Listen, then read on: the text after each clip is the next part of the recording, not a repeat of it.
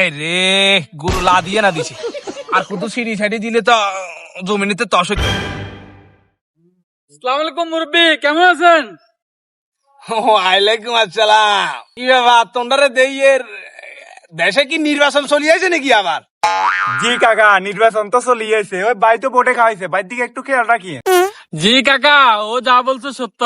আপনাদের বাড়িটা তো বড় বাড়ি, আর আপনিও মুরব্বী মানুষ, আপনার কথা সবাই শুনবো। আমার ভোটটা একটু দিয়েন, বুঝছেন না? अच्छा। সমস্যা নাই, আমি বুঝি আপনাদের রাস্তাঘাট যেগুলো সমস্যা আছে সব আমি ঠিক করে দিব, আপনি কোনো টেনশন করিয়েন না। দিদি তো হতে পারবো ভোটটা কোন এর তা দেওয়া যায় না তোমরা। বাজি রে তুই রাস্তাঘাট করে দিবা এটা আমি বুঝছি। তুই রাস্তাঘাট করো না একজন রাস্তাঘাট সিস্টেম আর গুন্দি করবো।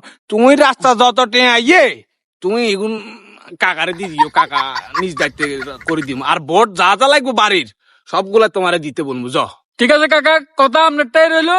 আপনি বাড়ির ভোট সবগুলো আমারও দিবেন, ইনশাল্লাহ আমি আপনার রাস্তার টাকা আপনারা বুঝাই দিব। ठीक है। ওইসে বুঝছি ভোট তুই হেবা অন কাকারে টেনে 1000 দি দ খরচা বসা করবে লাই। টাইমিয়ে তো মনে হয় নির্বাচন হলে এখন করি খায়। চল যাই গো। ঠিক আছে কাকা, ঠিক আছে, দেখো কত হইব? तू समझा। হ্যাঁ দিরে থান দিয়া গল গোড়া জমিন আদি শুনিয়া লাইছি হি গুনাইছে আর লগে যাই পাইমি কইতে